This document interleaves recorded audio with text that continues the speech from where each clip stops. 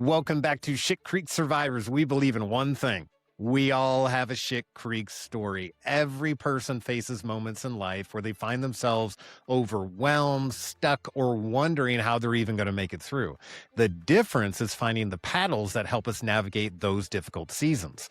Today's Shit Creek story is Kevin's. Kevin's journey is a powerful testimony of trauma, addiction, brokenness, and finding hope through Jesus Christ. His story is a reminder that even in our darkest moments when we feel abandoned or alone, God is still there. Let's get into it. I'm just a regular dude. Like I'm absolutely not special in any capacity as far as like I have accomplishments. I'm an Eagle Scout. There you go. 1996. That's classic. Other than that, it's if you were to look at my life, it would just be a road strewn with carnage and poor decisions. Okay, good. You know what I mean? Good. You're in the right place. Yeah, nothing. I've never been great. Yeah. A scholar or anything. I learn things and I like it. I got you. I work on lawnmowers. There you go. In Yeah. my garage. Speaking of which, that's how we met. I actually brought you my generator because, of course, I had it sitting for 5 years, hadn't run it at all, and it had gas sitting in it. So when I tried to run it when I needed it, no go. That's right. And then my wife was able to find you, and you sorted us out. But what was really interesting is right when we met, I think you may have asked about the sign on the truck or Shit Creek Survivors or something like that. I kind of explained it, and you went immediately into talking about God. And that was super interesting to me because that week specifically, I had been praying to meet someone who was willing to share their testimony, but I didn't want a classic testimony. I went to church growing up, I fell away in high school, but in college, I came back and came to my senses. Yeah. I wanted to meet someone like me. I wanted to meet someone who ran into walls over and over. And then when they saw another wall, decided to run into that one too. Yeah. It's just, that's relatable to me. That it's not relatable for me to hear someone talk about, they were surrounded by the church and like as an extended family their whole life. I never experienced that. I mean, I did a little Sunday school when I was a little kid, but again, God was just kind of taught to me in general as love, Yeah. and that's kind of the way I rolled with it. But my walk with God has not been easy. I've had long periods of I felt like I was too shameful to go to him just for things that have happened in my life. We talked about the 5-year-old thing on the show before, and I shared that with you, which was never true. You know what I mean? It was just a barrier that had been put up. And, I was really struggling after I got shot, and everyone hated police. And for the first time, almost out of desperation, a long time, I started to reach out and be like, God, are you there? Yeah. And I bought the book because, again, I was a police officer during the Ferguson, Missouri protest. So everyone hated police. Yeah. Like we were getting shot at, we were getting, bricks thrown at us, spit on, bags of whatever, thrown at us and all that kind of stuff. And we were outnumbered. And so I was kind of like, wow, am I even in the right profession here, to be dead honest? You know what I mean? Because I didn't, no one likes to be the person that everyone hates, but at the same time, you got to play your part. So I actually bought the book, Is Heaven for Real, which is a book that was written by a little kid and his parents about his near-death experience. And at first, they didn't actually see his near-death experience as real. And the father was a pastor until he kept talking about it. The kid kept talking about it. So I'm like, fine, I'll read it. I buy the book online. I put it in my bag the night I got shot. That's freaking crazy. Like, careful what you wish for, right? Yeah, right. Yeah, right. And it set me on this journey. For a long time, I was in a lot of pain, obviously, with the PTSD and all that kind of stuff. But when I finally got to the point where I was like, I need to get my life together, that's when God showed up. Yeah. When I was desperate and willing to do the stuff that I wasn't willing to do before, willing to cry out, honestly, willing to get on my knees and ask for help and ask for forgiveness. And it showed up, man. Like, it freaking showed up, and it blew me away. And, I love hearing stories about that. I love hearing stories about the rough road because I think people don't think God's on the rough road. He's more there, I think, than anywhere. Yeah. Like if you consider it, like, people, I've heard people criticize, AA meetings and like churches for going into jail. God's in the jail too. You know what I mean? Yeah, Like, absolutely. these are suffering people who've made Absolutely. bad decisions and are having to serve the repercussions. He's Right. there too. You know what I Right, mean? right. I've been in there. So he's everywhere, especially on the rough roads. Especially on the rough roads. And Yeah. one more thing that's even crazier is at this point in my road, I'm so grateful for the roughness because it's shown me things that I wouldn't have been able to see another way. That's right. And I'm able to discuss things and feel things that I don't actually get to talk about with a lot of people face to face, Yeah. but you seem to be on that road too. So what I would love for you to do today is share your testimony. If you'd be willing to do that, kind Yeah. of like your walk with God, the good, the bad, the ugly, the funny, the stupid, the Yeah, dumb, whatever it absolutely. is that got you to today, sitting here, talking to another individual, venturing into his house. You don't really know me. Yeah, He's met me a couple right. times. Yeah, that's right. Coming in here to talk about God. Right. I mean, I never thought I'd be this dude. I didn't think I'd be this dude, and now I'm so excited to be this dude Yeah. because it was a long road to get Right, to here, right. you know, and I think you can relate. So, if you would, Kevin, just tell us the story. Well, enlighten me. man, I was born in the boat with no paddles. Okay. You know what I mean? Yep. Like, so I was born in Boise, Idaho, in 79, Mhm.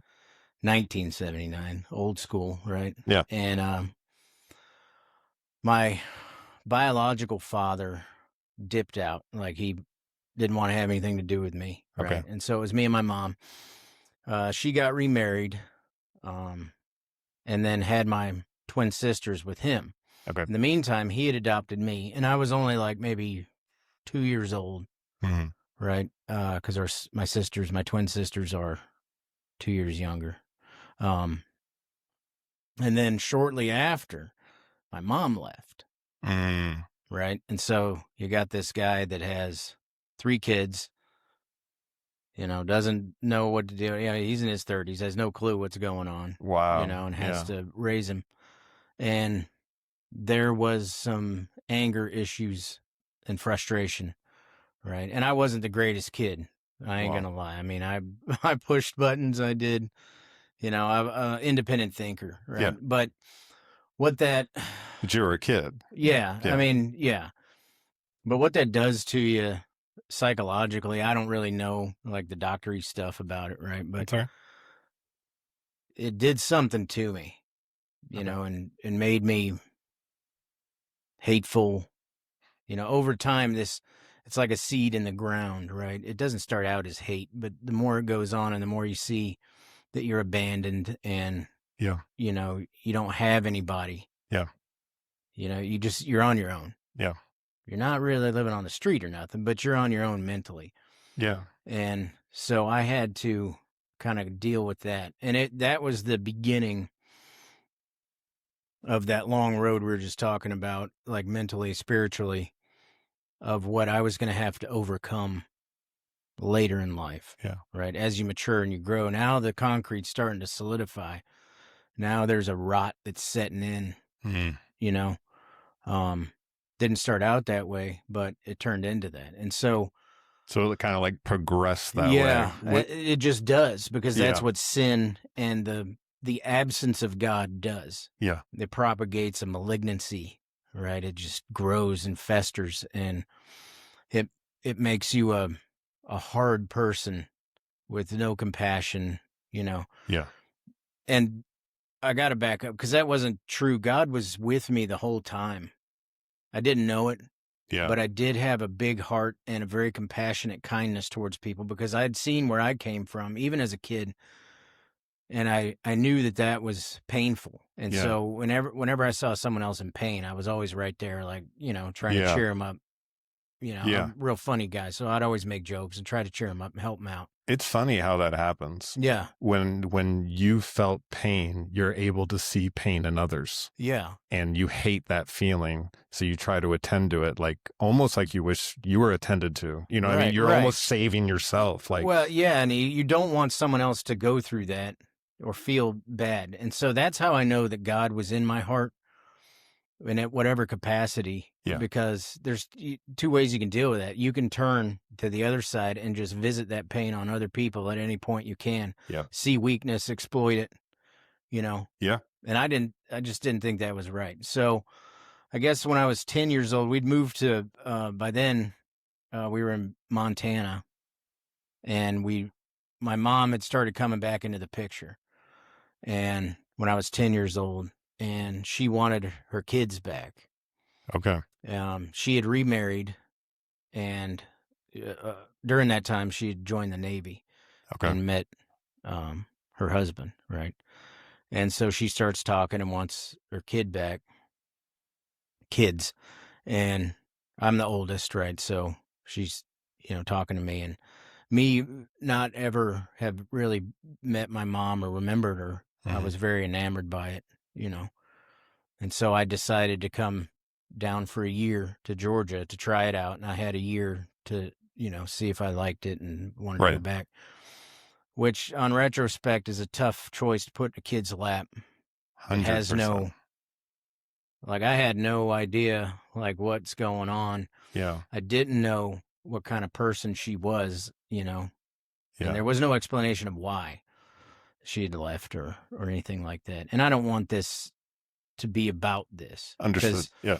she's completely different now. Yeah. We've, God has healed everything. But in order to understand the story, you got to understand the record, Sure. the fact, right? So I came to live here, and it was pretty good. I didn't, her husband at the time, or, that still is, great guy, man. Like totally, naval aviator, flew for Delta. He Yeah. had the opposite kind of family that all of ours did on my mom's side. He had like the, Gotcha. leave it to Beaver type.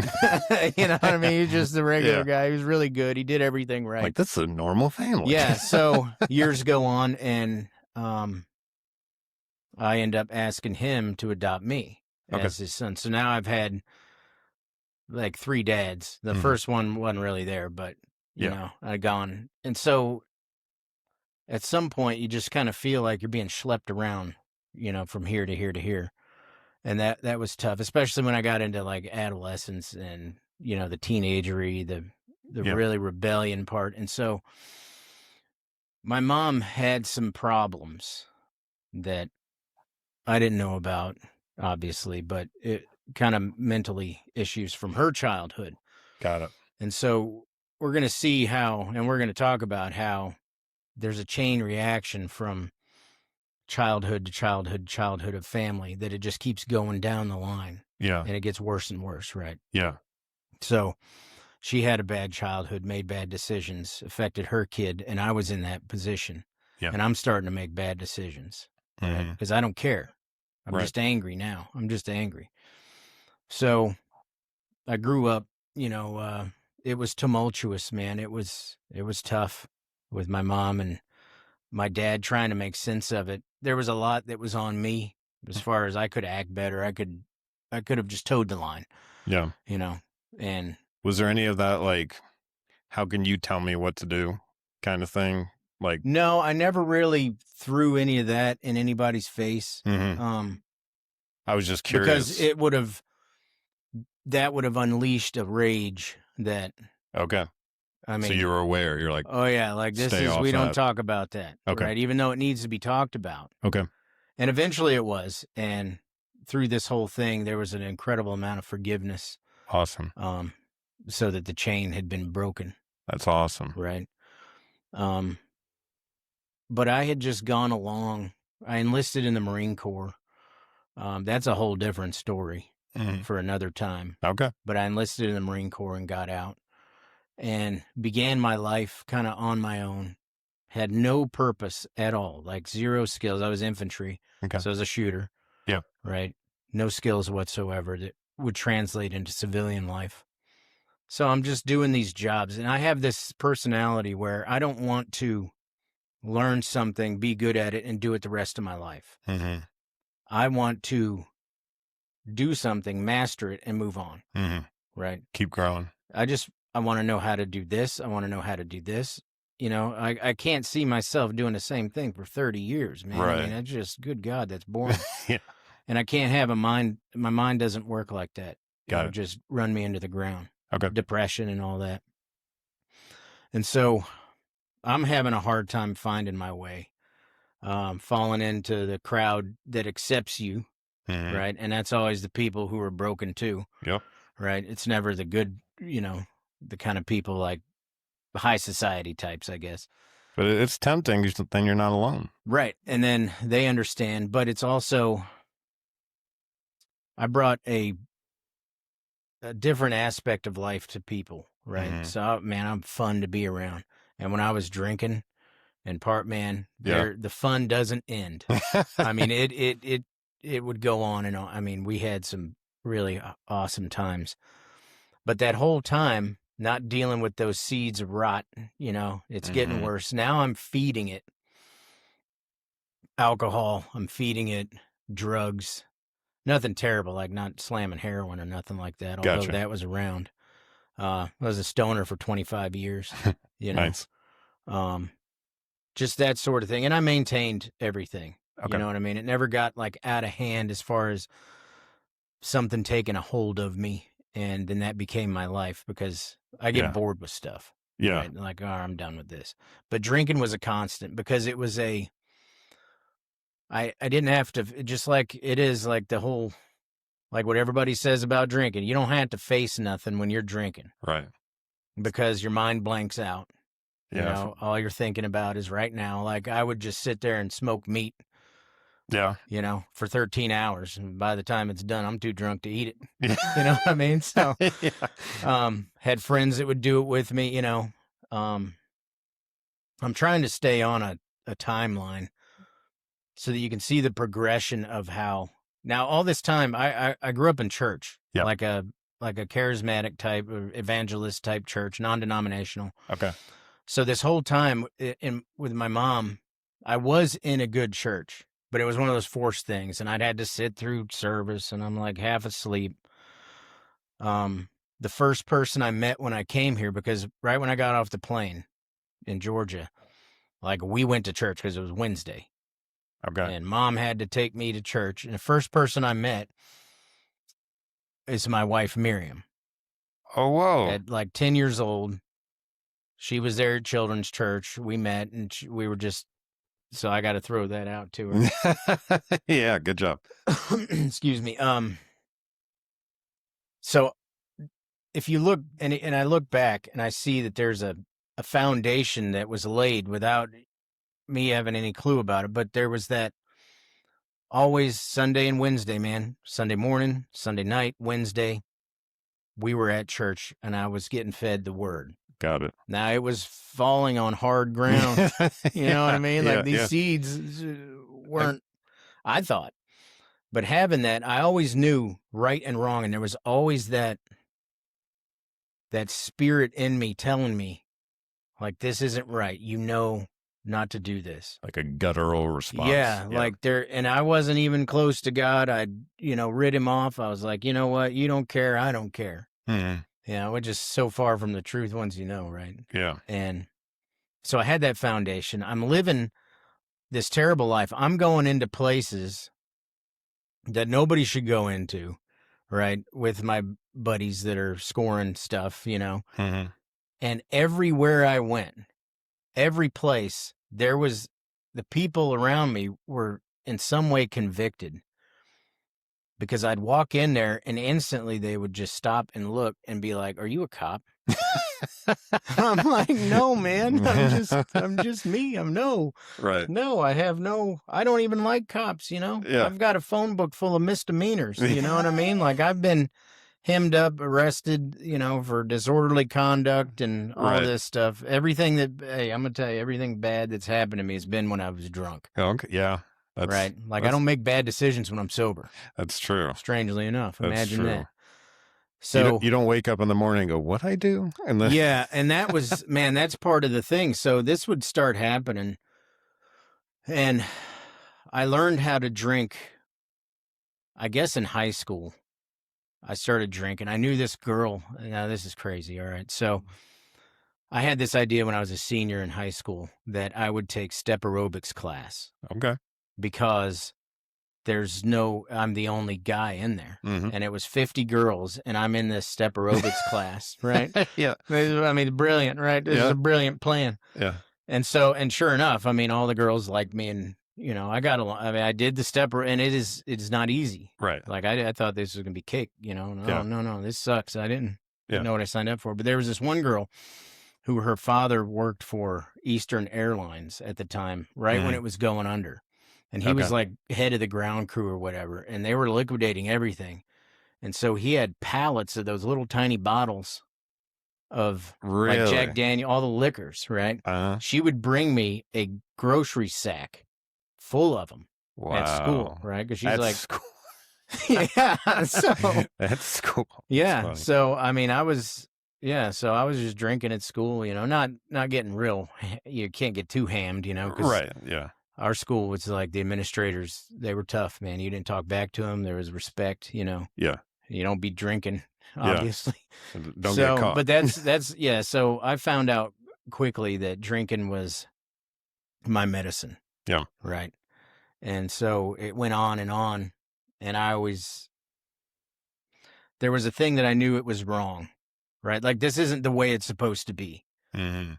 You don't handle your problems like this. And I'm trying to be a good friend. Now I'm married, Mhm. right, to this girl that I'd met, Yeah. back in 89. How old were you when you got married? Oh God.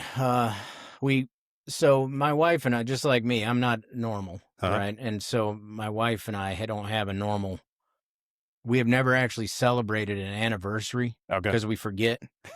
Like it'll be 3 days later and we'll be like, oh man, I think we had an anniversary. So for the longest time, we couldn't remember. We had to actually look at the marriage license to remember what year.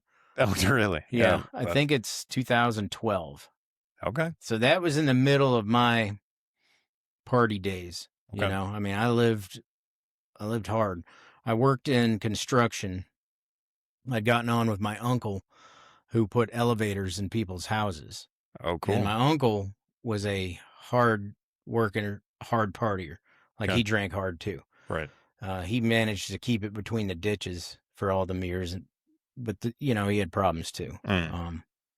So it wasn't like I didn't have ample opportunity. You Right. know what I mean? And so this became the way I dealt with everything. I would work hard, and I had standards, man. Like if you're working, you don't smoke reefer. You don't, Right. you know what I mean? Like work is work and play is play. Exactly. So when you're off of work, you do whatever you want, Right. but make sure that you're good for the next morning. Don't be coming in like hungover and still drunk, getting on a ladder 40 feet above the ground, Right.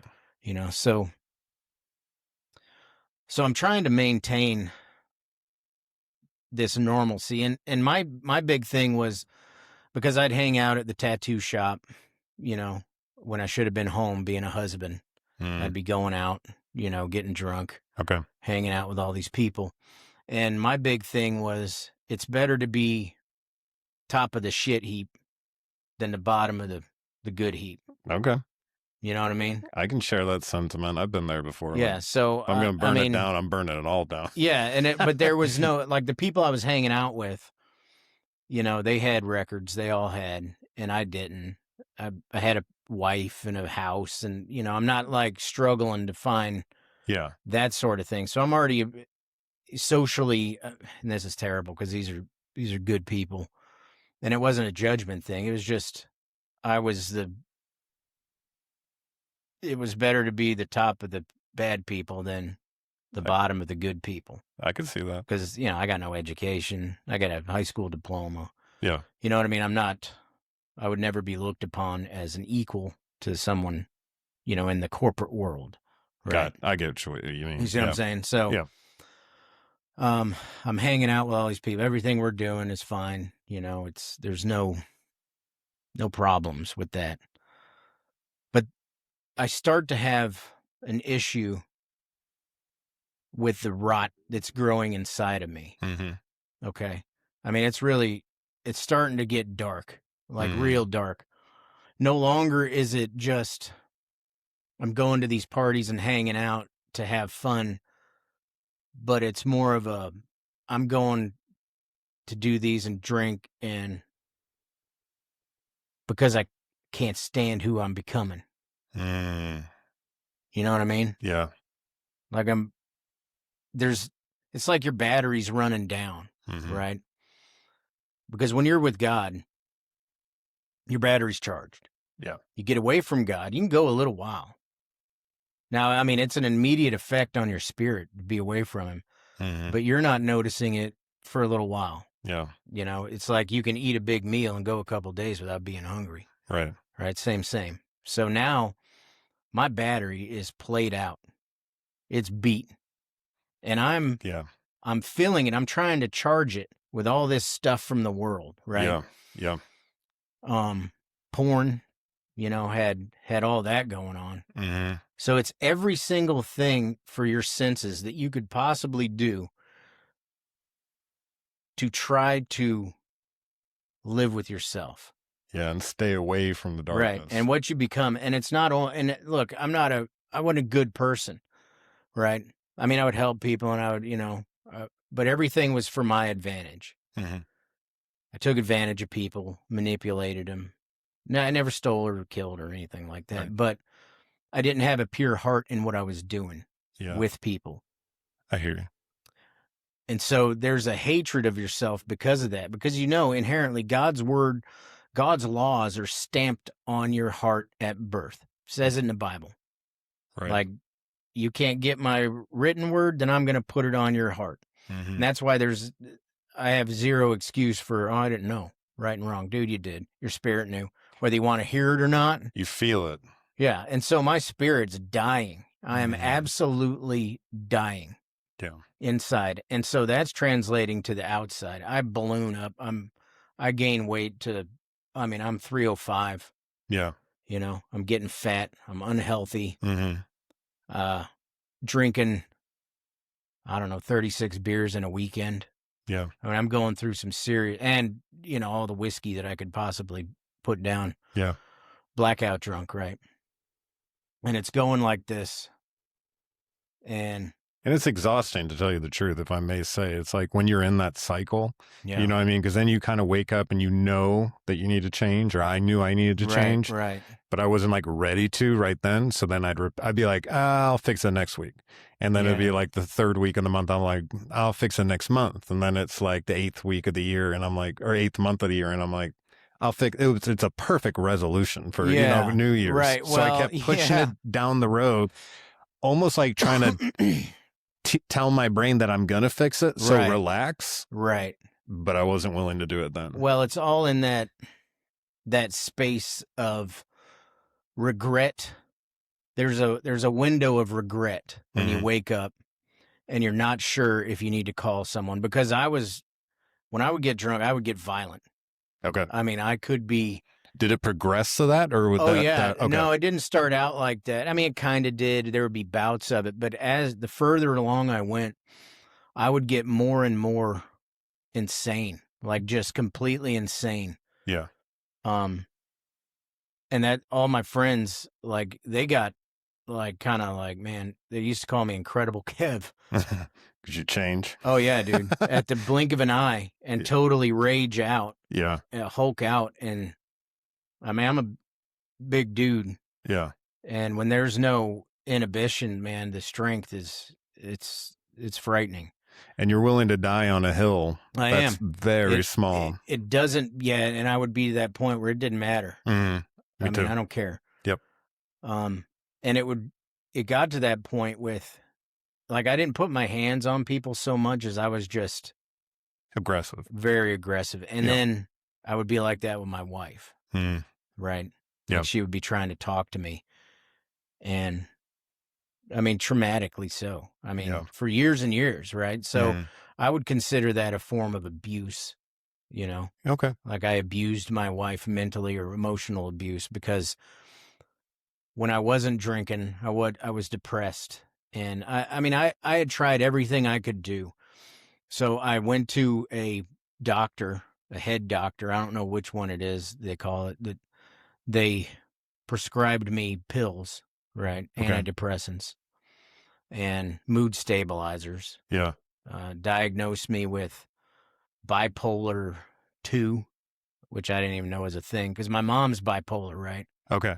That's the mental part that's, you know, trickling down. Okay. So she was bipolar, maybe some other stuff, but I'm not sure, and I don't want to say, you know, if it's not true, but some other things manic, I got like you. super, Yeah, I get very, it. very, like all of a sudden you're there and then you ain't. Yeah. So I'm having this. So I'm taking these pills. This is me trying to deal with these problems, right? Mm-hmm. I'm like, all right, I'm doing what the book says, in the world's guide to fixing yourself. Yep.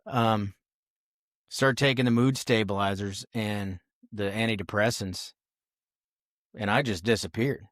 Really? So 0 personality, Just mute.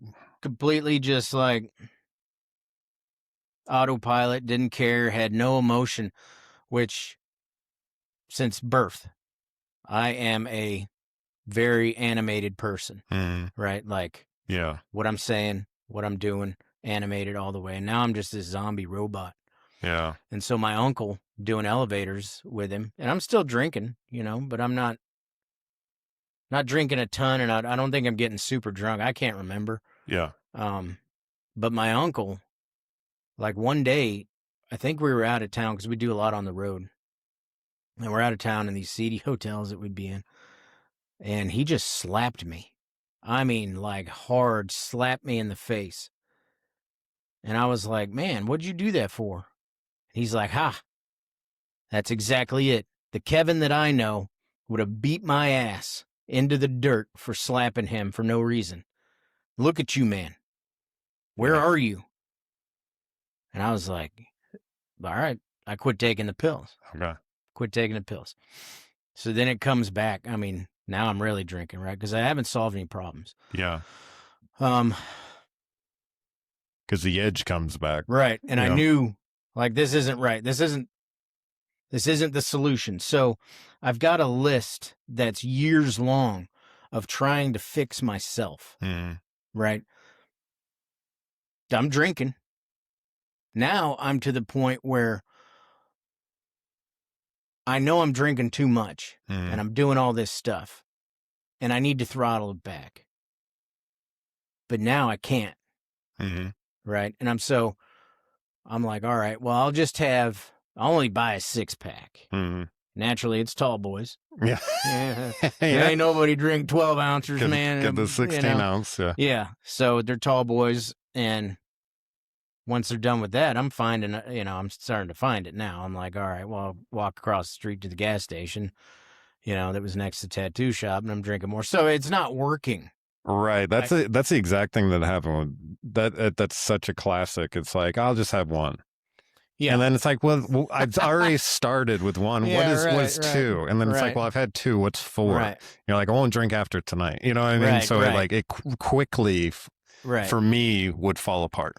Yeah, because I have this, I'm a 100% or nothing person. Yeah. I'm either awake or I'm asleep. Mm-hmm. You know what I mean? There's Yeah. no in between. And I always believed that moderation was for pussies. If you're going to do something, you go 100% to your last breath. What's even funnier is I thought I was good at drinking. Yeah. You know what I mean? Like, Yeah. I was like, I can do a 12 and fucking Yeah. half a fifth. Like, Right. what are you punks doing? Right. And so that was like the way we kind of grew up drinking. Right. And then we reached an age where the majority of people got married and got sober. Right. And everyone else was kind of like, well, I'm just going to keep going. And I was one of those guys that went into law enforcement, like all that kind of stuff. But yeah, it's funny how that works when you're around people. Yeah, and I would live at the pub. Yeah. Like I would be at the pub all the time. Wife at home. Right. Now we didn't have our son at that time. Right. And so it was okay for me to justify it, right? We didn't, that's fine. But I would always be at the pub. And I would remember, and this is in my early 30s, right? So maybe 30 years old. Now I'm 47. And I would remember like that one guy who's like 50 something years old, still living like he's 30. Yeah. Getting trashed, thinking he's the life of the party, Yeah. but he's just a buffoon, just some drunk old guy. And you're like, am I that guy now? Well, and that's where I started getting here these last, 6-7 years ago. Yeah. I realized that I was that guy. Okay. And so it kept going to the point where I realized I couldn't stop it. Yeah. Like the machine, it was like a runaway diesel. Yeah. Right? There's the only way to stop a runaway diesel is to cut the airflow. Okay. right? Because once it'll just ramp up RPMs until it destroys itself. That's Oh. where I was. And I mean, it's chugging smoke. I'm going, now I have a son. This is 13 years ago. I have a son, or 14 years ago. Son is born, right? And I'm still having problems. He's an infant. And so I'm like, well, he's a baby. He doesn't know. Right. I can keep doing this, smoking reefer, whatever, right? I can keep going on this path. And he's getting older. Right now he's 5 years old. And he's looking to dad, but dad's not there. Dad's at the pub, right? Or Yeah. dad is there and dad doesn't care because he's drinking. The weekends were mine. Yeah. I don't care what you guys do, but I'm having some friends over, or I'm just going to sit here and drink my beer. Yeah. And be. That's the plan. Yeah, that's what I'm going to do. Yep. If I cook some meat, you can have some. Yep. And it breaks my heart just saying that, because it's so wrong. Well, that's because you're able now to look back as a grown adult and be accountable for things. Right. Well, and I knew then too, but I would just drown it out. Yeah. Right. Because I knew this wasn't right. And it's almost like sometimes you have these moments of clarity, like, what are you doing? Like, I would have this in the middle of rage. I would be on the outside of myself and be horrified looking at me like, what are you doing, Kevin? But not being able to stop it. Yeah. Yeah. Right. You're watching, you're like, what has become of me? Right. And I know what you mean. So this continued on for, up until, well, let me fix this and then I'll say. So you're kind of in the trap. You're kind of I have to get off of this ride, but you're not sure how. I'm slowly realizing that I have no power. That's scary. That's scary. And for someone who's a control freak, who fine tunes everything, because I have the ability to see any circumstance from a 30,000 foot view. Yeah. And put all the pieces together, calculate obvious or possible variables in a scenario that could hinder the plan, and fine tune the plan to avoid those. Yeah. Any and all costs, and also have the ability to be fluid in the plan's execution, to move if need be. Yeah. And we do this, right? So I am this is no problem, right? Yeah. I can plan anything, get it done, execute it perfectly. Yeah. Except myself. I have no control. Mm-hmm. And I'm starting to realize that it's starting to take me over, and I'm becoming someone that I don't think I want to be. And I can't stop it. That's scary. Oh, it was horrifying. I've been there. Yeah. It was absolutely horrifying. It's one of the scariest moments of your life. And it didn't hit me hard until the end, because my entire life I had been building this person and this kingdom upon what I thought I should be. Okay. Right? I should be tough. Right? Okay, so I'm going to build that. Mm-hmm. And I'm going to be that person. Even if it's contrary to how you're made. Mm-hmm. Right? God didn't design you to be what you think you should be. And so however you build that is going to be wrong in who you really are. And so there's going to be conflict, and that's why you have to drink. That's why you have to plug into something else. Yeah. Because you're never meant to be this person. And so now you are. And you can't live with yourself because it's so contrary to what God had made you to be, right? Yeah. And you don't know that it's not permanent. It is permanent in your power. Mm-hmm. You can't do anything about it. And I tried. Yeah. Tried to stop. Tried to will my way through it, right? Because I am that person. One foot in front of the other. I will not stop. I will not give up. Yep. We will continue. It doesn't matter how hard it is if we're dragging pieces of our bodies. You know what I mean? Mm-hmm. And so I will not quit. I will beat this. Yeah. And I will beat this. I will make myself. Yeah. And so what kind of what it was like is putting all of your stuff on that you had created, that you had built, all of your sin, all of who you weren't meant to be, putting it on your back, walking up a muddy hill while it's raining, Mm-hmm. one foot in front of the other. Mm-hmm. And if I can just make it to where that little crag is, I can sit down for a second, Mm-hmm. right? And you sit. Well, I got to keep going because it's a one-day thing, right? It's every single day, every moment of the day. You can fall back into this is you trying to change yourself, Mm-hmm. right? I got all this stuff. I'm trying to change myself. I'm going to do it right. Willpower, discipline, Mm-hmm. me. You keep going. Next day, misstep. You slide all the way back down to the bottom. Mm-hmm. And you got to pick all your stuff up again and start walking up the mountain. And there it becomes maddening because you never make it. Mm-hmm. You never make it. Yeah. All you are is just trying. That's a lot of, I can do it. Screwed it up. Right. It's like screwed it up. it's like Steve Martin in Three Amigos. Yeah. When he's hooked to the chains. I don't know if you guys watch that, but I love Three Amigos. Gonna make it, gonna make it, gonna make it. And he's trying to get to the handle, and he, of course, he gets thrown back to the wall. Yeah. Right. Yeah. That was my life, and Yeah. I did that for years, and all the while, my marriage is degrading. My wife, who growing up, we grew up together, Right. like high school. We kind of dated in high school and stuff, and I was her hero. Mm-hmm. I was the strong dude that,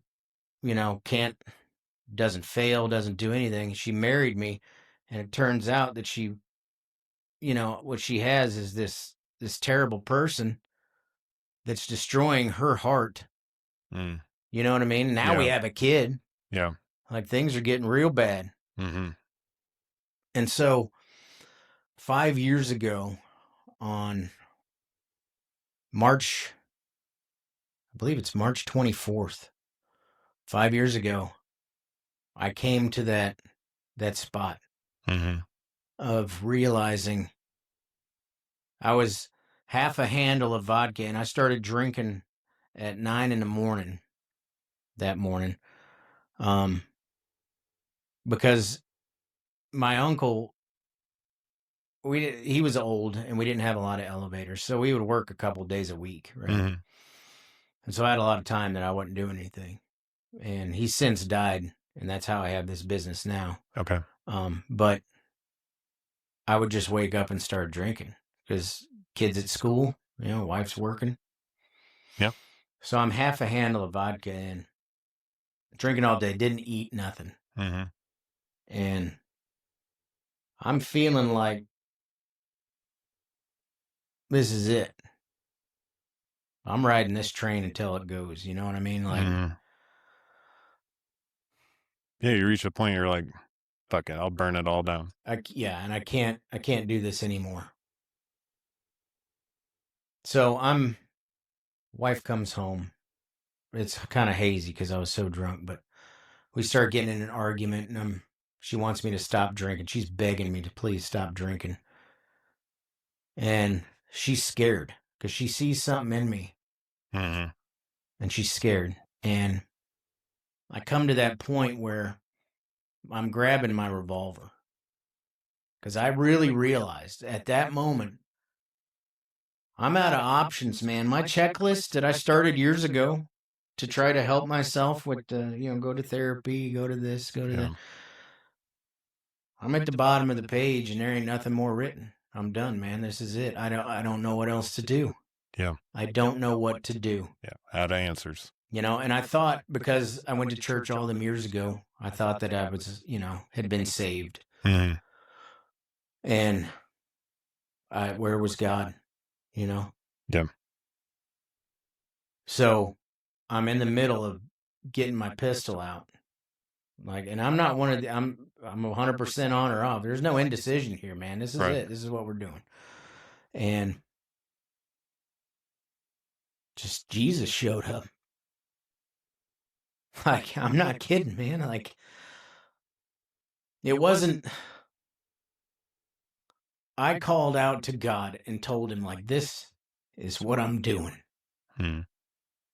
Help me. Hmm. Because I know it's wrong. I don't want to do it. But I got no other choice here, man. Yep. And I cried out to him.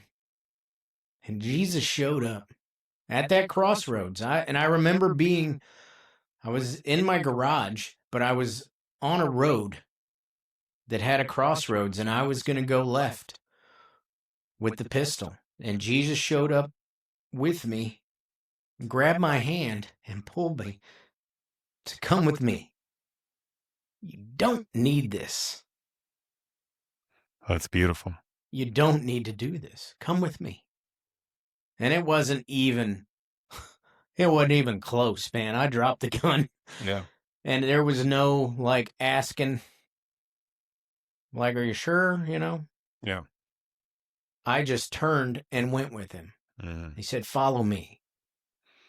Yeah. One of the coolest things I've heard recently is Jesus is the one who comes down the hill to grab you, That's right. and that you don't have to do these worldly things to get to him or the accomplishments. What you're talking about is so profound. He said in the Bible, come as you are. Mm. Because the problem with men, us, is we think that we need to clean ourselves up. Yep. In order to meet Jesus. Yep. Right? Like, you're not going to take a shower to get cleaned through Jesus, right? Because you can't. Right. There's nothing you can do to clean yourself. He says, come as you are. And so I did. And I came. So, all right. So this is what happened. I get this idea. I mean, boom, my bell is rung. Mm-hmm. There is something welling up inside of me. My spirit is full now of Jesus, right? Like God. Quickly. Well, like instantly, there was so that mountain we were talking about climbing with all my gear, all my crap, all my everything, right? Was gone. There was no weight on me. There was no hatred of myself. Mm-hmm. Right. And so my wife's mom had been, she was always going to church, right? She'd been praying for me. My mom's praying for me. And so I call, and I'm hungover, man. I'm still, like, I don't know what's going on. It's the next day. And so I call her mom and I say, I need to meet with your preacher.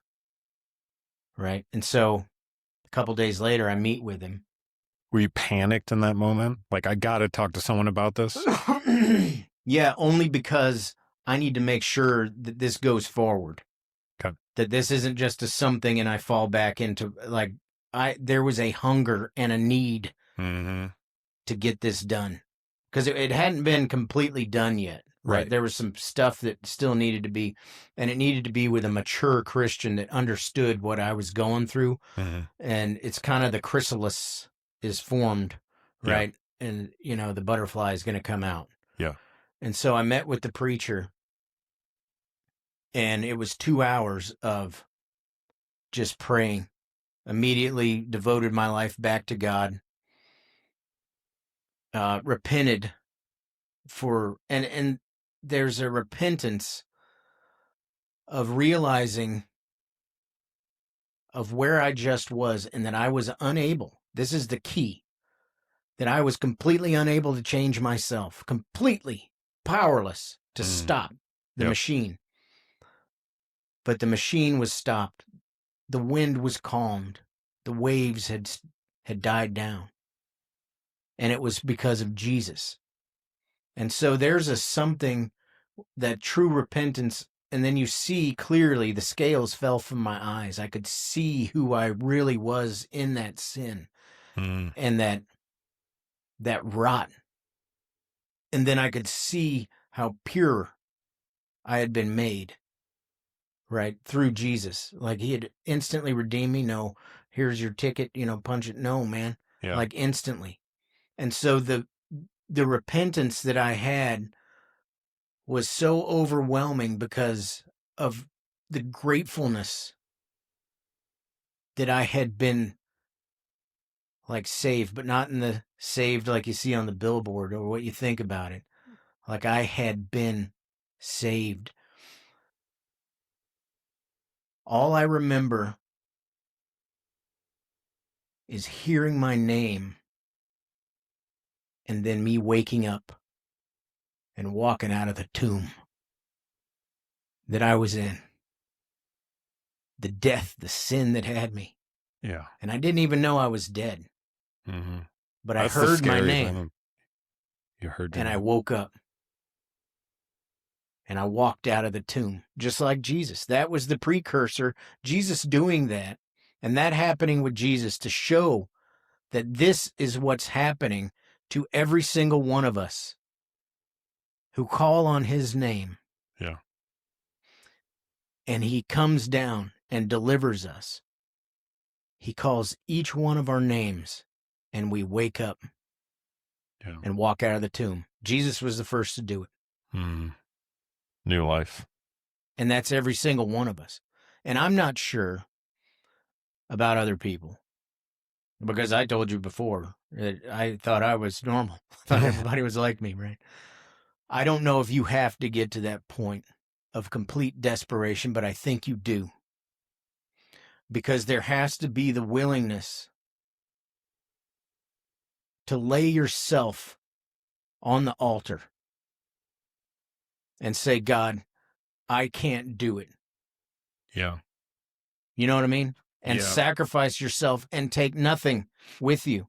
And so That's key right there. Take nothing with you. well, and that's why, and I'm so glad that God made me a 100% person, because I didn't go up to the altar and lay all of this stuff, but I wanted to keep that. Mm. There was nothing, I understood and realized that there was nothing in my possession that had ever or could ever help me live, be a person, nothing. Yeah. And so when my eyes are opened, I see that this kingdom, this person that I had built was dirt. It was a shack on a hill made of horse shit. Yeah. You know what I mean? Yeah, and I do. through the bad eyes, through your eyes that are not redeemed, you see it as something, and that's the beauty of what Satan's deal. Because he'll make it look like it's something it ain't. So to me, it was a wonderful palace. I mean, look at this, what I built here. Yeah. Look at this. But when the scales are pulled and you actually see it, because it's in comparison with the holiness of God and the perfection of God and what he meant you to be, you see it for what it is. Yeah. And it was, I mean, it's terrible. It's the worst. I mean, it's a shack. It's awful. Yeah. And it is not what God has for you. Right. And so my eyes were open. So I'm going to this preacher, right? And we're praying. And I've got, because of my family's history, right? And he told me this is like and I'm a fringe person. I'm like kind of half crazy anyway. Okay. Because I love that God is like that, like John the Baptist out to lunch, right? But was he? Aha, see? Right. And so some of these things that he told me, he's like, most Christians can't really understand this. But I'm just going to throw it out there because it was something that was on me because of what my grandparents and their parents and all through the line. You see, in the Bible, God curses witchcraft. And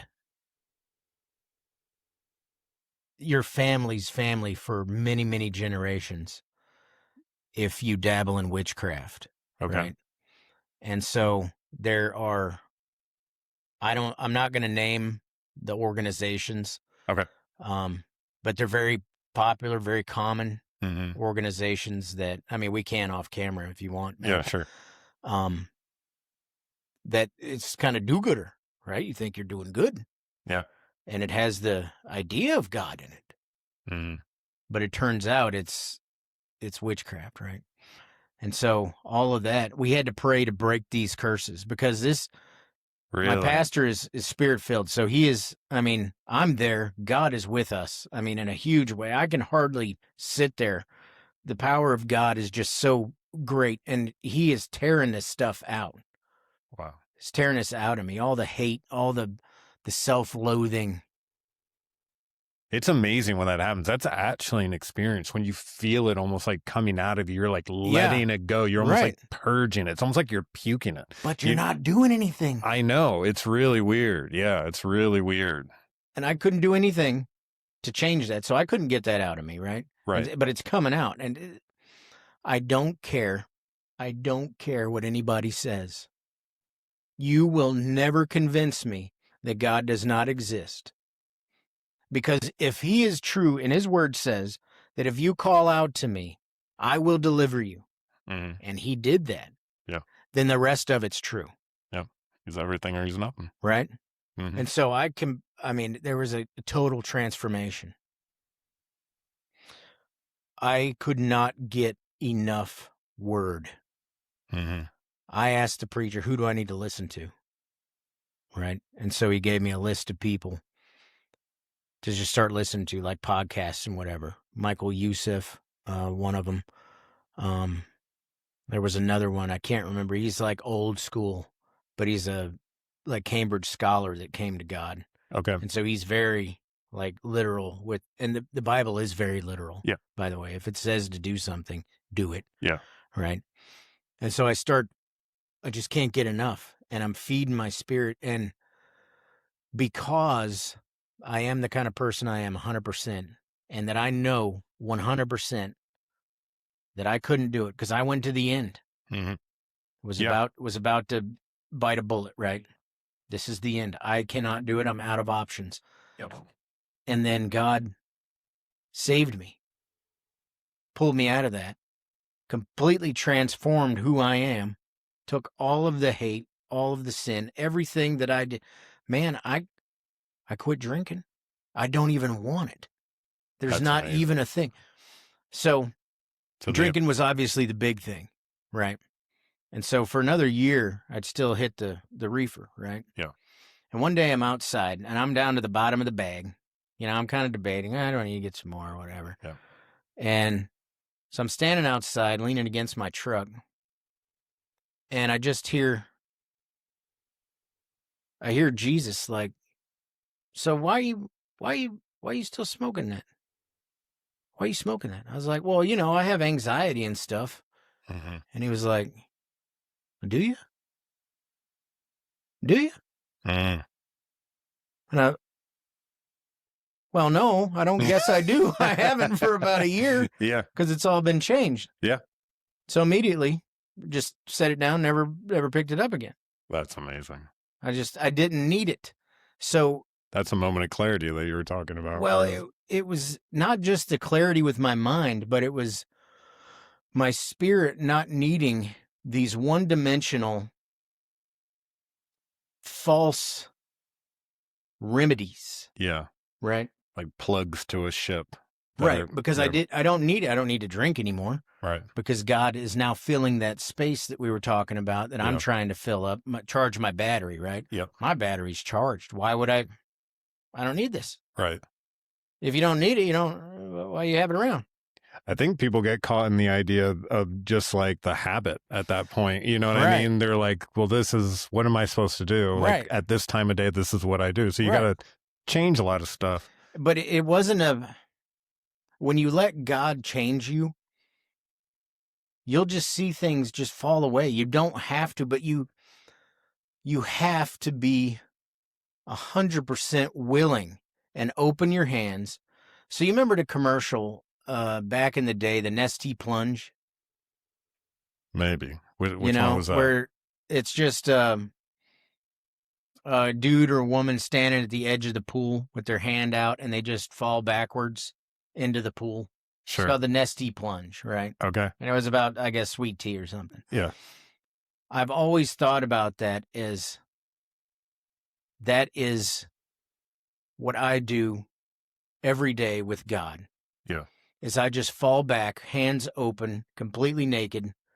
I'm not hanging on to anything, just falling back Trust fall. and believing. Because why would he save me if what, are you going to let me go now? Should have let me eat the bullet then. No. That's not what he has plans. Yeah. He has plans for his kingdom, and I'm part of it. However, don't know. And isn't it funny how that angle, that view, that idea doesn't come like right away? It's like there's transformation. Yeah. You're continuously being like, I have faith. I'm giving it to you. I'm giving That's it to it. you. And stuff starts falling away, like you were just saying. I heard one time, and it makes a lot of sense. It can be scary sometimes, especially if you're at the very beginning, but your new life with God will cost you your old life. Yes. And so And what I mean by that is the things that we thought we were, the shack on the hill, Right. that now you're able to see, the toys, the guns, the boats, the cars, all this kinds of stuff. right. You actually realize it never really belonged to you. You know, they were just Right. things you're acquiring down the line. They weren't plugging the hole that you were trying to plug. That's right. That's right. Then God shows up, says, you don't need any of this. Right. This is all distraction. This is all your efforts. Great job. Good try. But I'm the only thing that can fill Right. And if I didn't have a lot of stuff, right? It's things, I think because of how I grew up, I was more attached to people. that. Okay. I would need people Mhm. in order to either validate myself or fill some kind of hole of that abandonment or whatever. You know what I mean? Like, Yeah. I don't know. I'm not a doctor, man. I I got don't you. know. But there's something tangible there. And I would be like unusually best friends with certain people, right? Like I would pour Yeah. my heart out Yeah. and like really latch on to them. Yeah. And when I quit drinking and all this, I had my best friend tell me before this happened that you don't have a drinking problem. You know, you have a something inside of you problem, but it's not the drinking, because he was my drinking buddy, Yeah. right? So he didn't want me to not drink with him because then he didn't have nobody to drink with. Right. And that broke my heart, right? Because I thought he was Yeah. and if I'll tell you off, And you off assume camera. that the people who love you want the best for you. Right, especially him, Mm-hmm. right? And so I lost my friend. Mm-hmm. And I didn't have a lot of friends at this point. I kind of realized, and like you were saying, everybody grew up and they either died from overdoses or, grew out of it and they have their own families and they're just off grid, right? Yeah. Like you don't see nobody because Yeah. you got kids to raise, you ain't going anywhere. Right. So I didn't have any friends. And so my friend, I just lost them. They went away. I had nothing in common with them. And we tried to hang out and it was like the most awkward thing on the planet. Yeah. We got nothing in common anymore, dude. And I think it's, there may be an amount of conviction that comes around when you hang out with me, that there's just something, because I want to talk about God the whole time. Mm-hmm. I want to tell you about Jesus. And they're like, shut up. Right. Yeah, because I ain't no barstool preacher. I'm not going to be drinking and then telling you about Jesus. Oh, he's done such good for me. Yeah. Well, really, pal? Yeah. You look it. Yeah, exactly. So I lost everything on that, and that was really hard. Yeah. Like that was almost harder than quitting reefer and all that. Like as far as just being able to live without it, because I'd had that. It is very hard losing those friends. And it's really because, and what's interesting, and you just really hit it on the head, is like people are so used to seeing you a particular way. Right. And when you break out of that mold for your own good, it shifts who you are. That's it. And so sometimes people react with hate because they're like, who do you think you are? Yeah, What they're really thinking you're is better than us. yeah, but Right. that's a true reflection of how they feel about themselves. True. You know what I mean? True. So like they're basically just telling you straight out of the gates, I can't go with you wherever you're going. Right. And they'll make fun of it or do whatever, but the true walk does involve leaving some people behind. Right. And that doesn't mean that you're not part of the story anymore, because I'm sure there's plenty of your friends who watched you go do that, who then found strength or courage, or at least some sort of inkling, maybe there's some power to this. Yeah. If he's willing to walk away and he's got his drinking under control, he's handling his family. I want that, but I don't know if I'm capable of that. And I'm not willing to leave behind the things that are making me feel good right now. So I think it was such a, not violent, but extreme. It's almost like a small nuclear explosion with just a light. Yeah. I think it scared everybody. Right. Like to the point where they got frightened out. Like, I don't know, man. I've learned this, that if you shine bright and you're illuminating, you want to talk about God, what happens is the light comes in the room and it shines in dark places that people are trying to hide. Right. So it's a weird thing that happens. You're actually like, it's tough because sometimes it feels like you're walking alone, but you're walking with God. Right. And you're really rolling with him. You found the faith, you know what I mean? Like you've found the freedom, the hole's been filled. There's, you know, I mean, it's tangible now. This is real. Yeah. This isn't like a hypothesis. Could this be real or not? It's like, it's tangible now. And I think that can scare some people who are not yet there. They're like at the beginning of that journey. Well, and that's the thing, is that fear is going to keep you to a certain point. Yeah.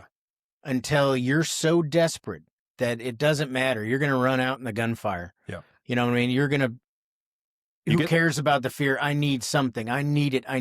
That is the point at which God shows up. Yeah. It's when the pain of the situation you're in is greater than the fear of trying the unknown. It has to be a desperation. Yeah. You know, for me, definitely for me. That's the way God works, because you cannot, this is a gift that God has given us, right? Because of Adam and all the sin and all the history of mankind. Yeah. We cannot be near God as we are. He's so pure, so holy, so righteous that you can't mix it. He can't even be around us. Yeah. Right. And so he gave us this gift through Jesus, who was holy, righteous, took on all of what we did and died for it. Right? Devil took his life. Ha! I got you. Well, devil didn't really have any legal claim to him because he hadn't sinned. So that's the reason Jesus was able to come back. Yeah. Right? Because he had nothing on him. That gift is free. To a point. The only thing is you have to give yourself. You can't have both. You can't hang on to self and get this gift from God. It's a trade. You have to sacrifice. And that's the hardest, scariest thing to do, because it's all we know. It's who we are. I don't believe in safe spaces except inside of God, but you know what I mean? Like, this is who we are, who we become. This is our familiarity with everything. And you're asking me to give it. So God knows how hard that is. Yeah. And it's that faith. Yeah. Okay, God, you said to give it. Here you go. Open your hands. And immediately, boom. He doesn't let you down. He doesn't take your faith and play with it. Yeah. Right? But you have to be willing to give yourself. And which is like a trust fall, like you were talking about before. It is. You have to basically do the trust fall. It is. And then when you feel him catch you on the way down, it's the greatest thing that could ever freaking happen. Right, because it's the entirety of yourself, all this stuff that you thought you couldn't, and then you see who you are in him, and you feel his love even though you were the worst person, you would have never reciprocated this kind of love. And you feel that and you see it. It's the greatest. Wow. Like, I can't believe that nobody, right? God saw that and says, you know what? I'm putting my hand on you. You're worth saving. And so our family, the dynamic changed almost overnight. Wow. So my wife is doing all the stuff that I'm supposed to be doing, right? Because in the Bible, there's a hierarchy, a pecking order, if you will, of how a family should work. Yeah. The man is the head of the household. So the chain of command is the man reports to Jesus. Jesus reports to the Father, right? Yeah. And then the wife reports to the man, the child, dog, not sure. Yeah. But that dynamic had been screwed up. And so the family dynamic was out of whack. And once that structure's out of whack, everything's wrong in the house. The wife has to become someone she's not.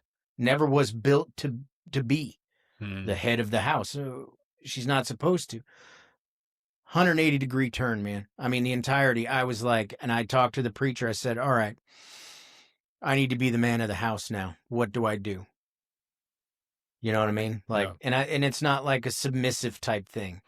Yeah. It's a symbiotic relationship that man and woman have with each other. And it's not like you're under me. Right.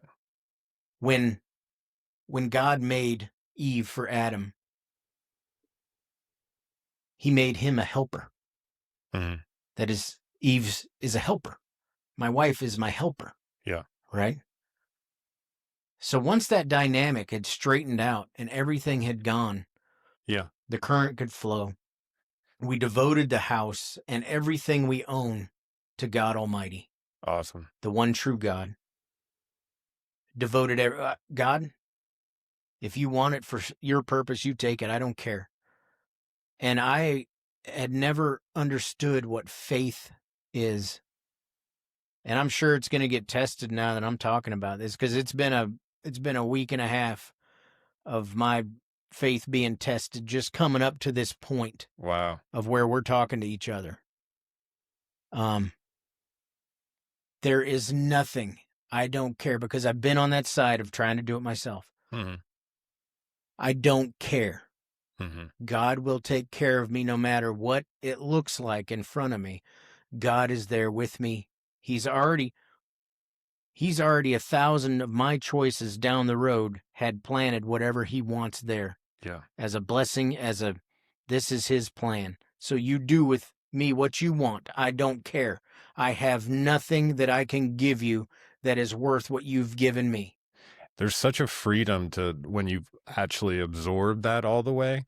And even in your shitty moments, you can say, I am exactly where I'm supposed to be per Jesus. That's right. Per God. Because That's right. This is part of the crafting of me to get to the next decision, to get to the next decision, to get to the next decision. That's right. And I'm not going to get them all right. Especially a guy like me. I learn a lot by trial and error. Right. You know what I mean? I'm going to break it and then try to fix it, and then break it and try to fix it. And I'll try to come up with a new way to fix it and like make it better or something like that. But I end up just mucking it up. Right. You know? Right. And that's where that scripture that though you may stumble, you will not fall. Yeah. You know, because the fallen, right? The fallen is back in that tomb. Yeah. You will not fall. You will not go back to where you came from. You will stumble.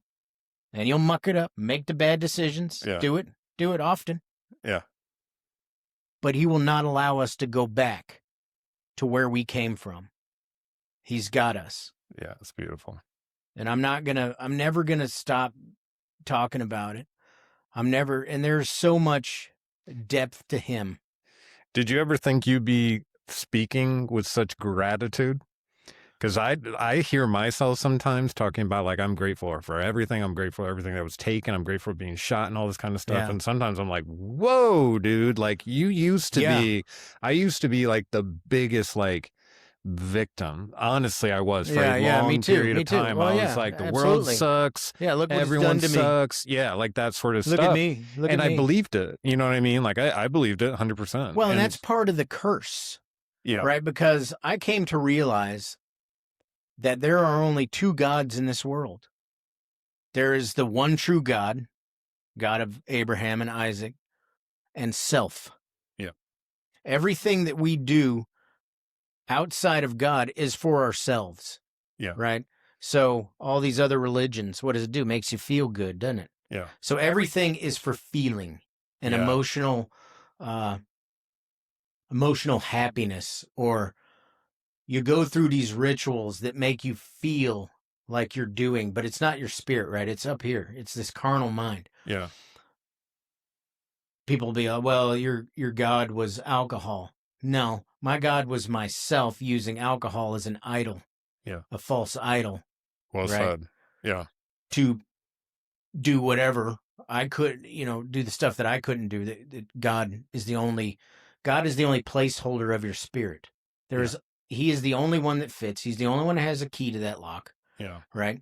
And so you're either worshiping God or you're worshiping self. That there's no two ways about it. And if you look at it with that simplicity and actually ask God to show you and be very deliberate about it. Be very like, I really want this, God. I really want you to show me yourself. And don't leave him alone until he does. Mm-hmm. You know what I mean? Yeah. And show me this. Show me, where is this? Where am I self? Show yourself to me. Yeah. Because we cannot worship. You'll never get to heaven through yourself. No. Right? No. And it's only through Christ. That is it. There's no other way. You hit a lot of cool things in that. You said one thing was, well, part of what I heard is like, I think that we've all got the impression that we're always supposed to be feeling good. Yeah. So when we're not feeling good, I think the world has told us, well, that's a problem. Go find something that's going to make you feel good. Right.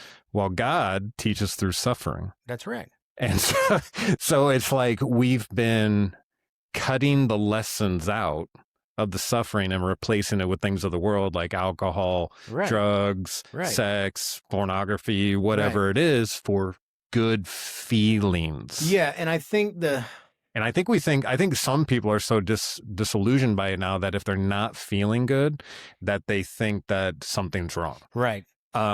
When it could be the exact opposite. It could be one of those moments when God literally has his hand on you. I had to learn a lot of that. You know what I mean? Yeah. I'm not being picked on. What if I'm being picked? Right. Like, what if this gets me what if this is the practice that's 2 weeks before the big game that is the deciding factor between the two teams? Whoever goes hardest, you know what I mean? So it's interesting. There's so many angles that open up when you start bringing faith and Christ in. It's never comfortable being reshapen, right? Being sculpted, things being taken off of you. Now, and this is way past, just the interchange of the spirit, right? Of who you are. Now there's things that you either think have ingrained in you that are incorrect or not parallel with what God is or who he is. So he's going to have to start changing this. Yeah. And depending on how rebellious you want to be is how uncomfortable you're going to be. Because if you're fighting against God, and this is so stupid, right? Because I have this thing where I'm not going to argue with God. Right. Argue with God. Right. The one who created this, saved me. Well, are you sure? Yeah. Well, I want you to get rid of this, Kevin. I don't know about that. Are you sure? But... And then negotiation comes in. Right. How about you do that, and then I'll do this? No, then... I'm not doing that because I have no standing. Right. Completely broken. I have nothing to negotiate with.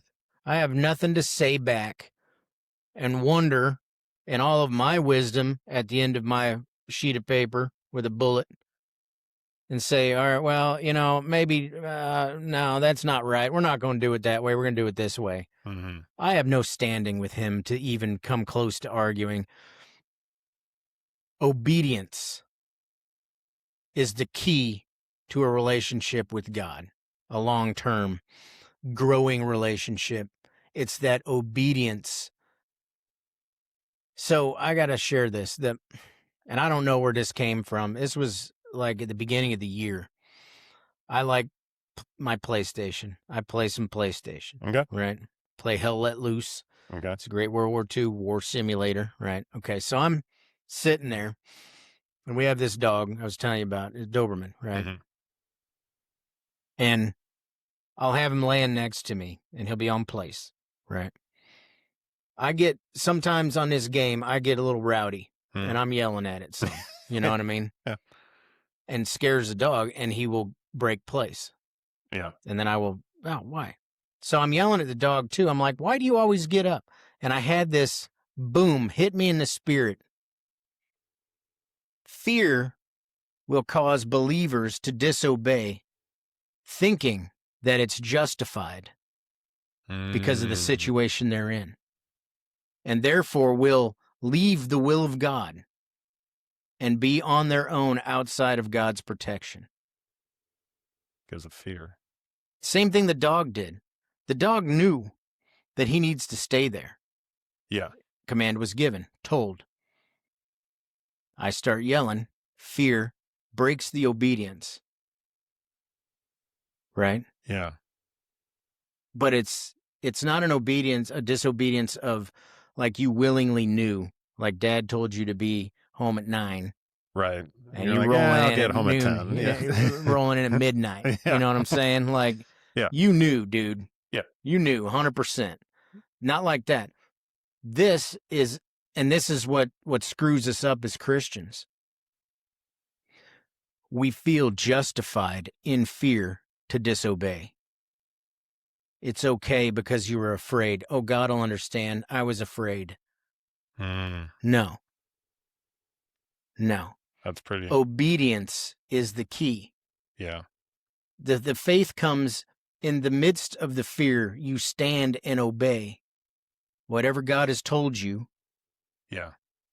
In the midst of that fear, you stand and obey. That is where the faith is. That is where God shields you with his right hand.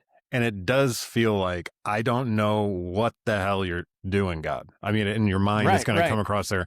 But then the last sentence is, but I'm going to do it anyways. That's right. And then you do it, and then all of a sudden fruits start appearing from that thing that you really didn't want to do and you believed could have harmed you. My favorite line in the Bible is when Jesus was praying in the garden, take this cup from me. Take this cup. I mean, it's got to be so hard knowing you're going to die for all the, you didn't do nothing. Yeah. My favorite line is, nevertheless, your will be done. No matter what, nevertheless, don't worry about me. I'm just, please, if you can, but your will be done. Yeah. You know? Mm-hmm. And I don't know why I'm here, like why we're doing this. I don't know who needs to hear this. Mm-hmm. I do know, and I wanted to touch on this because we talked about it in my driveway, about these programs like AA, NA, people trying to help themselves. Mm-hmm. And that I'm not against that. Mm-hmm. But to me, that's my list that I was doing, taking all my stuff on, walking up the hill, the muddy mountain. Yeah. Humankind will never be able to change themselves. And so I was listening to Rogan. He had Chad Wright on there. Mm-hmm. I don't know if you know. Yeah, he lives in Rome. Yeah. Yeah. So listening to him and his crazy eyes and his beard, I was like, man, I got to meet that dude. Yeah. Because we're the same. Like he had that incredible encounter. Yeah. And he called it. I couldn't change the inside of myself. So I want whoever's listening, watching this, you can't change yourself from the inside. Right. All these programs. Yeah. They may, I don't know. I only speak from me, and there was no program I could have done that would have affected this sort of change. I've seen programs. I ended up in AA just because my therapist told me I had to, or she was going to stop Mine was working with me. court ordered. Yeah. So like, yeah, I ended up in AA. I tried to do it on my own. Yeah. I tried to do it on my own 100%.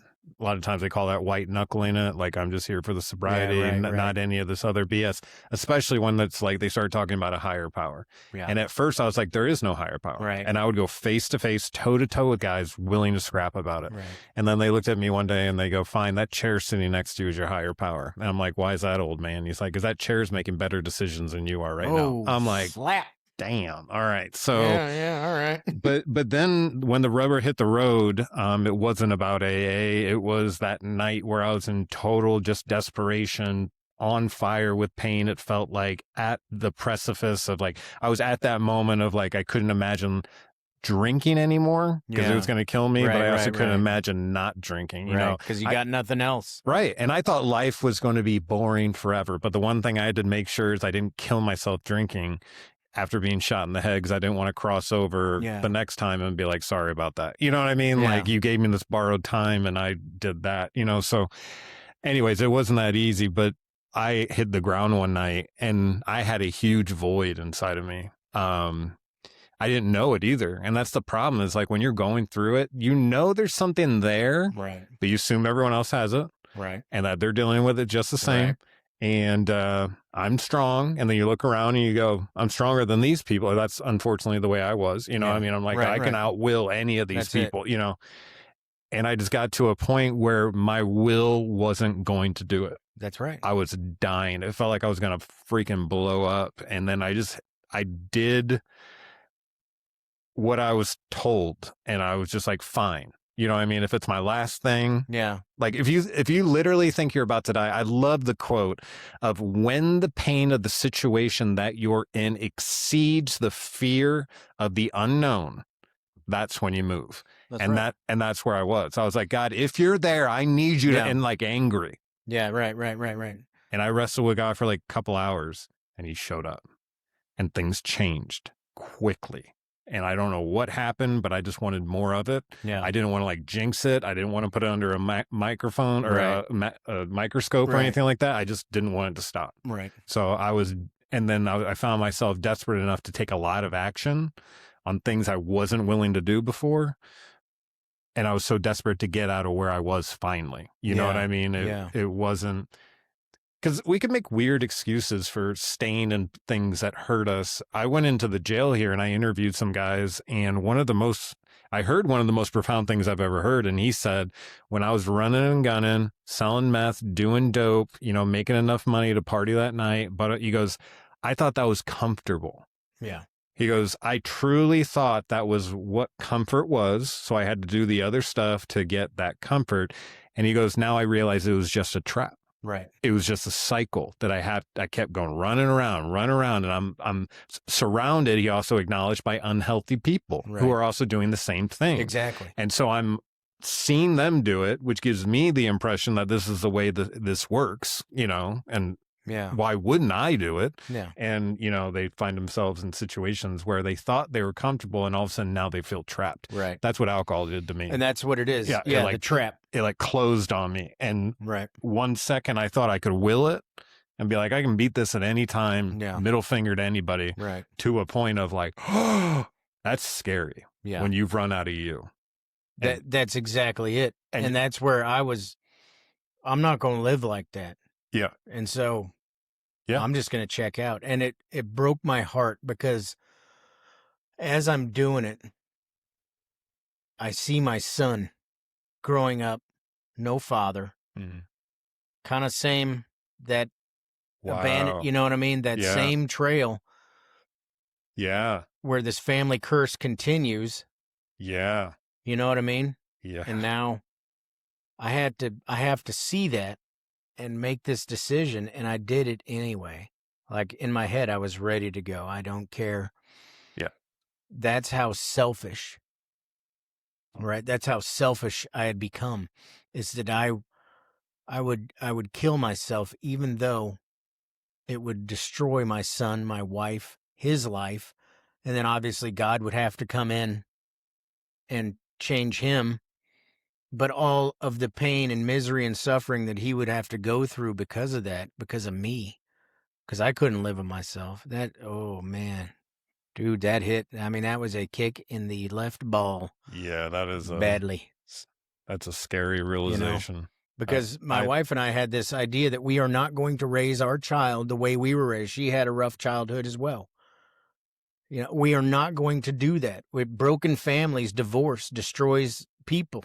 Yeah. And it destroys the one thing that you're supposed to take care of, the innocent. Yeah. Right? Yeah.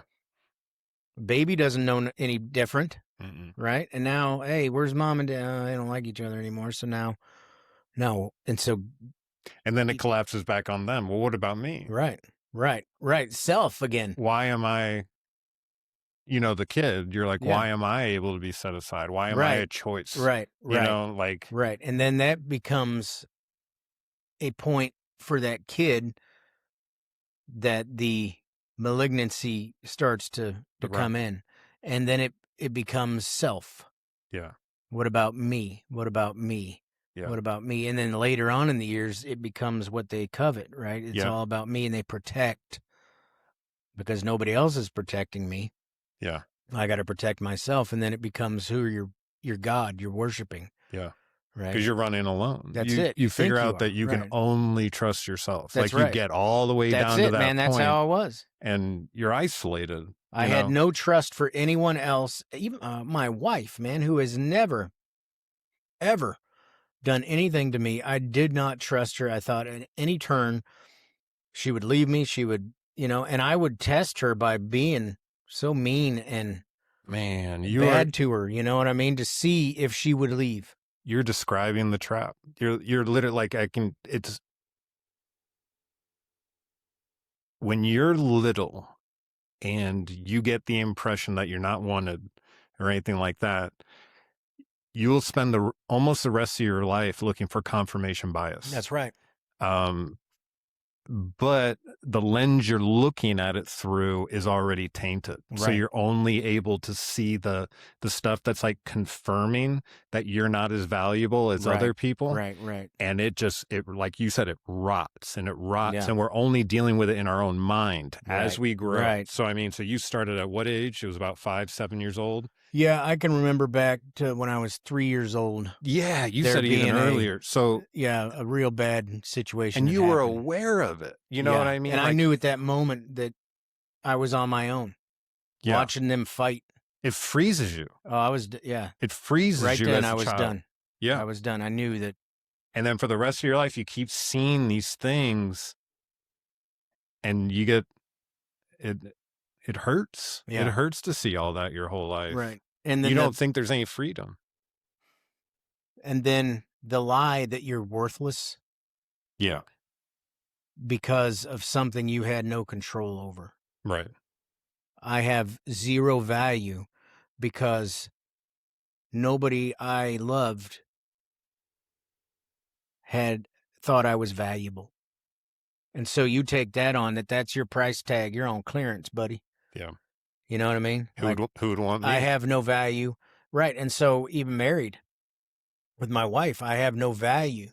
Yeah. Back before. I know that feeling. It's like you look across and you're like, why are you even with me? Dude, like for real. I'm a bag of trash. Right. And then you'll even jab at that person to almost get the response for another confirmation bias. So you can look back at it and be like, see? That's it. But she never did. It was God, because she came to the point, but she was about to leave me the day that I had, the transformation. I was drinking, all day. Yeah. She had made up her mind that she was divorcing me and taking my boy out of this. She'd made her mind up. Like, this is happening. Yeah. I can't take it anymore. And she's crying out to God. Why am I here? Why do you have me with him? Why, Mm-hmm. I needed that stability of her being that person that did not waver and saw value in me, right? Yeah.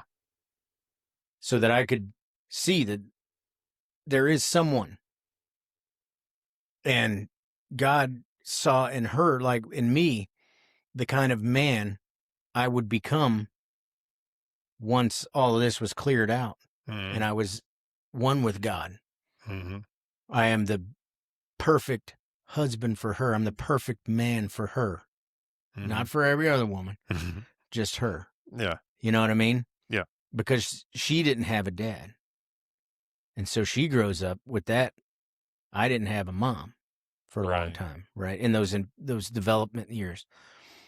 So she had an idea of what a man would be or shouldn't be, didn't know.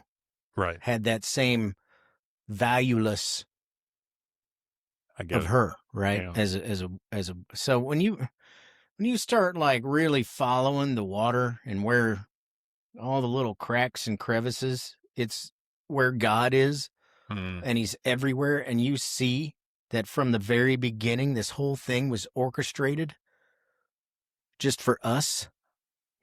I would do it over 100 times, the same exact way that I did it, if it brings me to this point that I am now. It was all worth it. The pain, the suffering, the almost dying how many times. I would have done it all over again knowing. And now I can understand what Paul in the Bible talks about. It doesn't matter what happens on this earth. I am looking forward to the glory of God, looking him in the face in heaven. I will go through whatever I have to finish this race, because the end far outweighs the journey.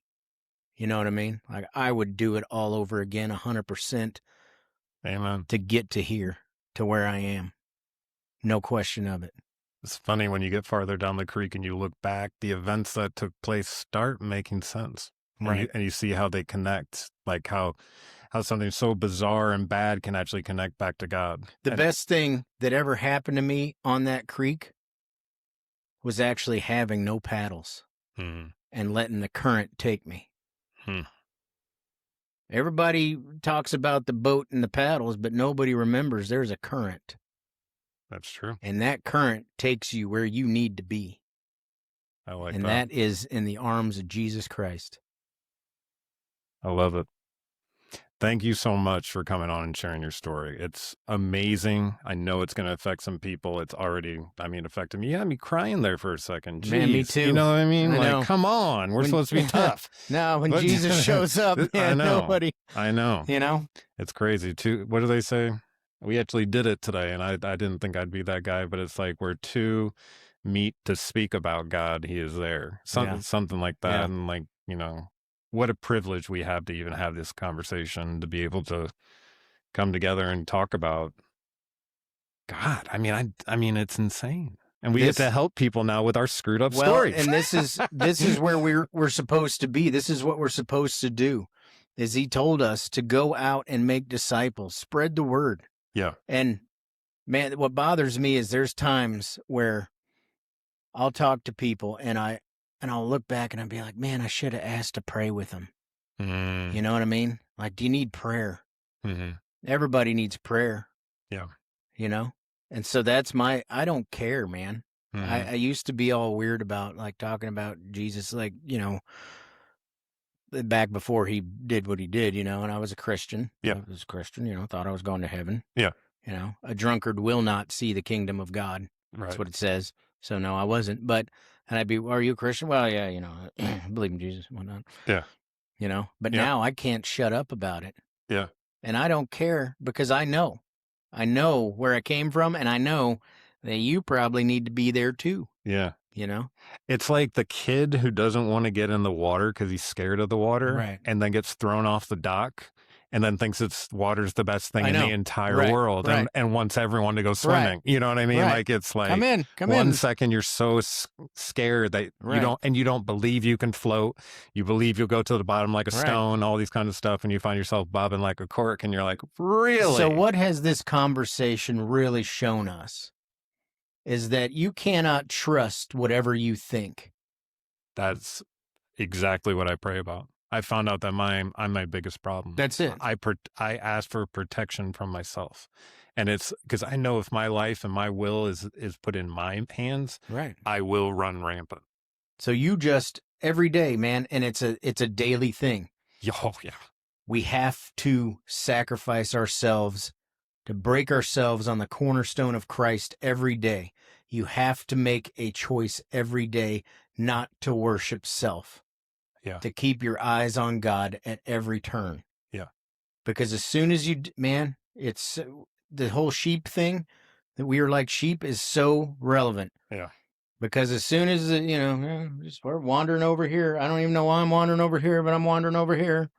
And it's not where I'm supposed to be, but I'm just going to keep going. Yeah. And I know, right? And then all of a sudden, you feel like you're getting hungry. Your spirit, like, wait, what are you doing over here? It's like, where's the shepherd? Yeah. Well, every single day. But that's the devotion, right? It's the every day, God, you are my God, not me. I don't care what happens. Yeah. You say you have me. Have me.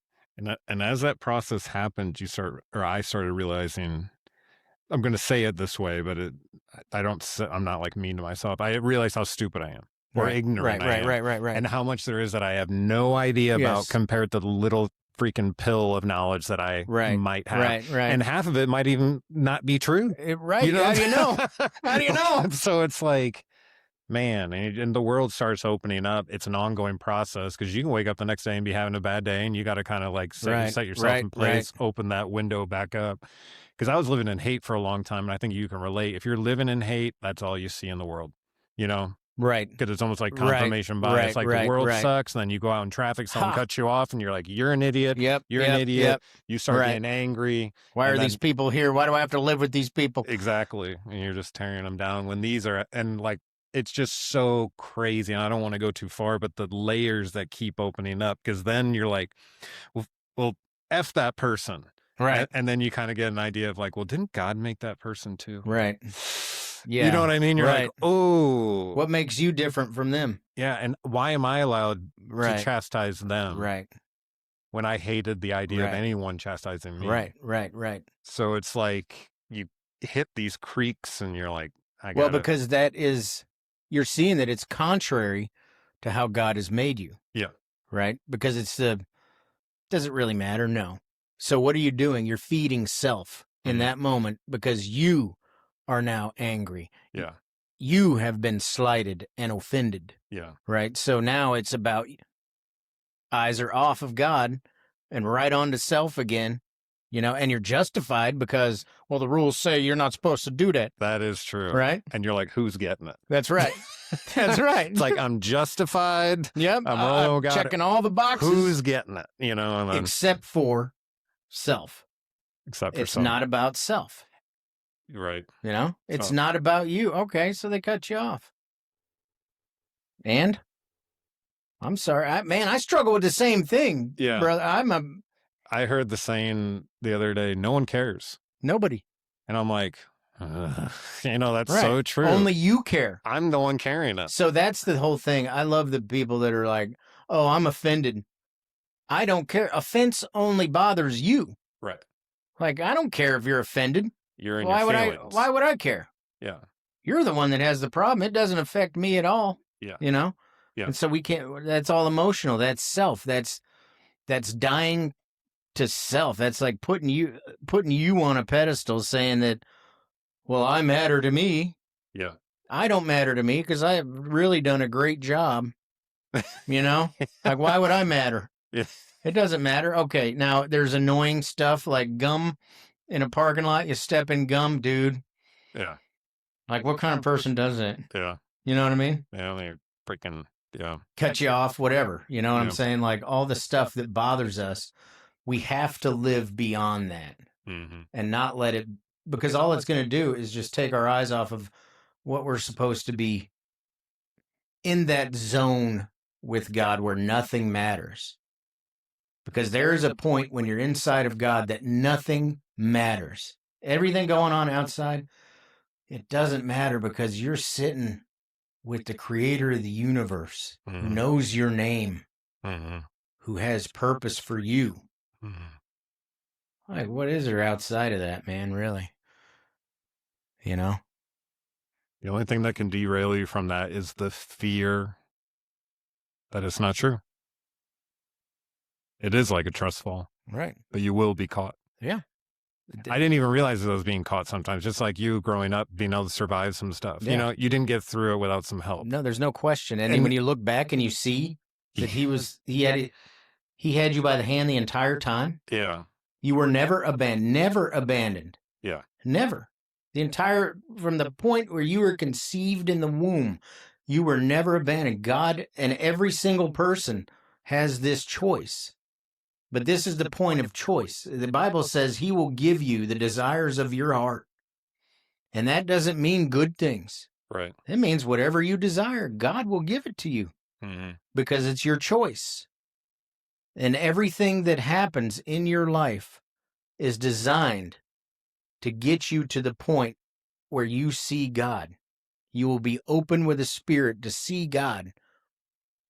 Like if it gets that bad, man, I had to get real bad. Me too. But it's all designed for that, for God's glory. And he showed up right on time. As he does. At the perfect moment. As he does. When we're broken and crushed. That's it. At the point where you can't take one more breath. There he was. The hammer was coming back. I mean, you know, I don't know, probably 6 pounds of pull on that revolver, maybe 4. It was pretty light. That is light, yeah. 4 pounds. It's like a sniper rifle. Well, if it's not cocked back, it takes a lot more. But once it's there, I mean, it's a it's a hair's breadth, you know. Yeah. And I was that far, and there he was. Jesus, boom. Thank God. Thank God, yeah. Thank God. Thank you. We're just those special people who got to do it the right way. Or I mean, the different way. And I used to think that made me different and bad in a way, but now I realize that the whole time I was actually, in a way, special. Yeah. You know, I know that's a weird thing to say. No, it's not, because somebody told me once the people who were the farthest from God, who finally go to God and are redeemed, are the most thankful. Yeah. Because they've been so far and they've seen so much and they've been so hurt and broken, and to be put back together like that. And they can reach people that other people can't reach. Right. Who are in those dark places. Right. Yeah. Kevin, it's been a pleasure. I think you've given us so much to think about. A real story. It's beautiful. It's so awesome. And thank you for being that guy who's willing to come on and share that story. You're welcome. I prayed about it, and then all of a sudden we're talking in the driveway about it. I couldn't believe it. So thank God this happened. And it's all for his glory, whatever we can do. Thank you for joining us for another episode of Shit Creek Survivors. Kevin's story is a powerful reminder that our struggles do not define us, and even that our darkest moments are not wasted. Sometimes the moments we think are breaking us are the very moments where God is carrying us, shaping us, and leading us towards something greater. If you're going through a difficult season right now, remember, you are not alone. God is still there. Because while every shit creek looks different, no one has to paddle alone. See you next time.